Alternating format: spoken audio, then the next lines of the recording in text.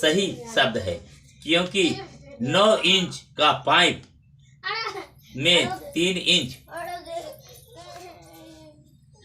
9 inch का pipe में 3 inch का पाइप कैसे फिट हो गया, इस बात को बायोलॉजी भी मानने से इनकार करेगी। बायोलॉजी मानने से भी कभी भी सही नहीं मान सकते हैं।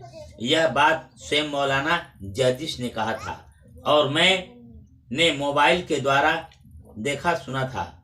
मैं बाबा श्री श्री 109 श्री विघ्नेश्वरम जी मौलाना जर्जिस से कहना चाहता हूँ कि आप जरा सोच समझ कर बताएं कि एक नीम का पेड़ विशाल है और बहुत बड़ा मजबूत है, पर उसमें इतना छोटा सा नीम का फल कैसे सेट हो गया जो कि फल बहुत ही फल छोटा सा है और कैसे सेट हो गया। मौलाना जर्जिस, आप जरा सोच कर देखें।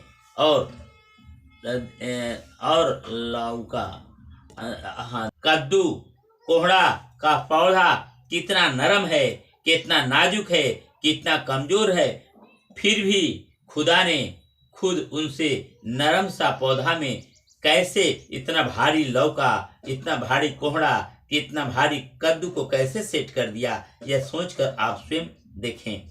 इसी से वेदों में प्रमाण आता है कि चौपाई में नहीं तह पुण्य विज्ञान बयाना। इस संसार के कोई भी वैज्ञानिक, टेक्नोलॉजी, साइंटिस्ट जो काम कर देगा, लेकिन वह परमात्मा का बराबरी नहीं कर सकता है। परमात्मा वह काम कर देगा जो साइंटिस्ट भी नहीं कर सकता है, वो काम परमात्मा करके दिखा सकते हैं। परमात्मा अद्भुत शक्तिमान है और उनका बराबरी इस संसार में कोई शक्ति नहीं कर सकता है।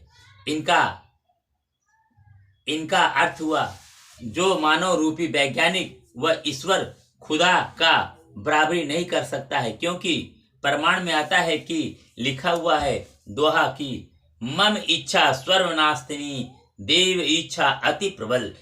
इंसान एक वैज्ञानिक, टेक्नोलॉजी, साइंटिस्ट की इच्छा नाशवान है और देव की इच्छा प्रबल है। वो जो चाहेंगे वो कर सकते हैं। इसमें शंका करना मूर्खों की विचार है। मनुष्य कभी कभी खुदा का बराबरी नहीं कर सकता। वह खुदा को मालिक है।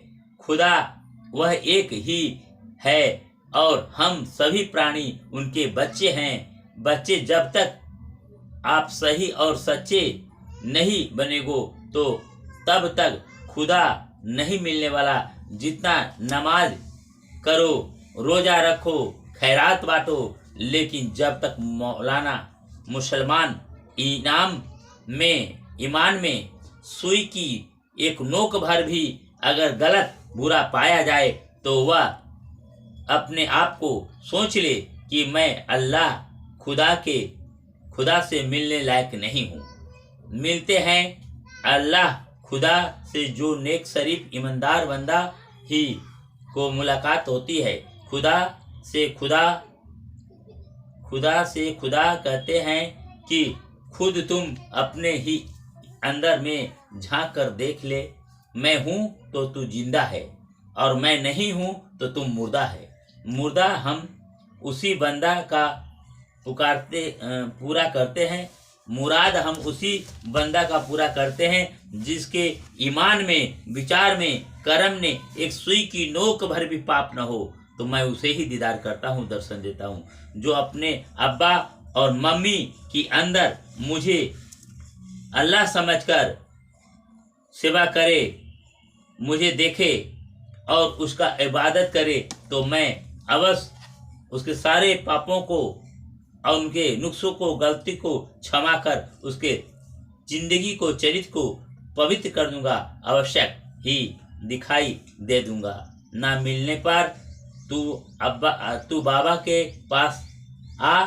श्री विघ्नेश्वरम जी ने तुम्हें खुदा का खुद दर्शन कराएंगे। बाबा ऐसे गुरु हैं। हरिओम चाचा। हाँ रुझे एक मिनट। मेरे भारतवासियों, मैं पूरे वर्ल्ड के लिए कह रहा हूँ कि एक राष्ट्र, एक ध्वजा, एक सर्वश्रेष्ठ सुप्रीम सोल, एक विचार, एक को जानो, एक को पहचानो, एक को मानो। एक ही सर्वश्रेष्ठ संसार के सतगुरु होते हैं और एक ही दुनिया के गॉड होते हैं। ऐसे गुरु अनेकों होते हैं, सदगुरु कोई बिरला एक ही होते हैं। गुरु तो करोड़ों होते हैं, उनकी गिनती नहीं, और बिरला कोई ही। आज 2024 के युग में आज मेरे अंदर जो गुरु आए हुए हैं सतयुग के, वह 4 साल उम्र हुआ। हमारे अंदर जो आत्मा है उसकी 4 साल आई हुई है, और वह आपको चैलेंज है, कोई भी विद्वान उस परमात्मा का दर्शन करना चाहते हैं तो अपने आप को विचार कर लें कि आपके जीवन में कोई गंदगी ना हो, कोई का पाप ना हो, कोई गलत ना हो। ऐसा सोच कर आइए, मैं डायरेक्ट आपको परमात्मा से दर्शन कराने का वादा रखता हूँ। हरि ओम।